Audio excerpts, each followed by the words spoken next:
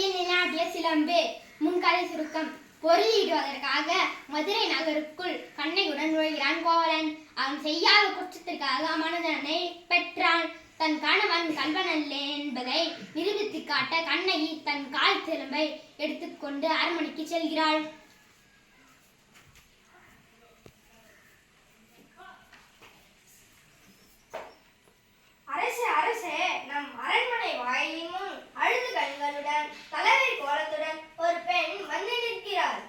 அப்படி அந்த பெண்ணுக்கு என்ன துயரமோ என்று கேட்டாயா? கேட்டேன் மன்னா.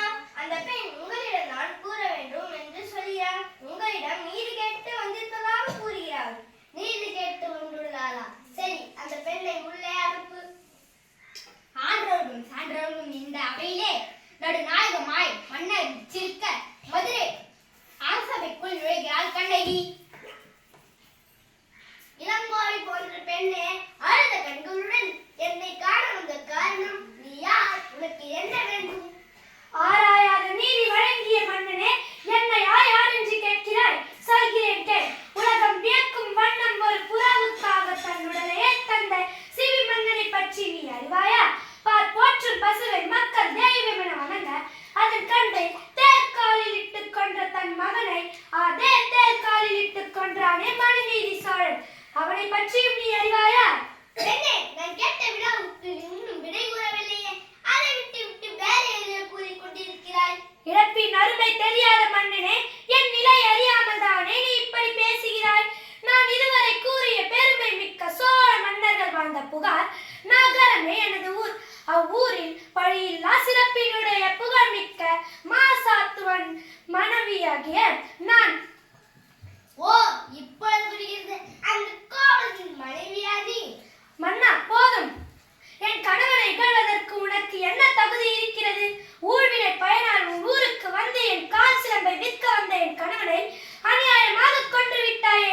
நீ செய்தது தகுமா? பெண்ணே, போதும் நிறுத்து. கணவனை கொல்வது கொடுங்கோல் என்று அது ஏற்புடையதே. அது அறநெறியும் ஆகும். இதை அனைவரும் அறிவார்கள். உனக்கு தெரியாதா என்ன?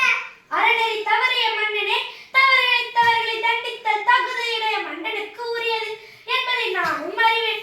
ஆனால் நீ கூறுவது போல் என் கணவன் கல்வன் அல்ல. அவனிடம் இருந்த சிலம்பு அரசைக்குரிய சிலம்பன்று. அதன் நினை சிலம்பு இதோ என்னிடம் உள்ளது. என் கால் சிலம்பின் பரல் மாணிக்க கற்களால் ஆனது. பெண்ணே, நீ சொல்வது உண்மைதானா? உண்மையானால் அரசுக்குரிய சிலம்பின் பரல் முத்துக்களால் ஆனது. ஆட்டோ இருந்த இந்த அவையிலேயே உண்மையை உணர்த்துகிறேன்.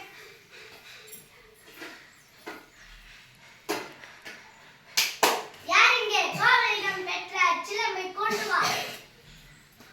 அரசர் சிலம்பை பெறுகிறார். அதை கண்ணகியிடம் கொடுக்கிறார்.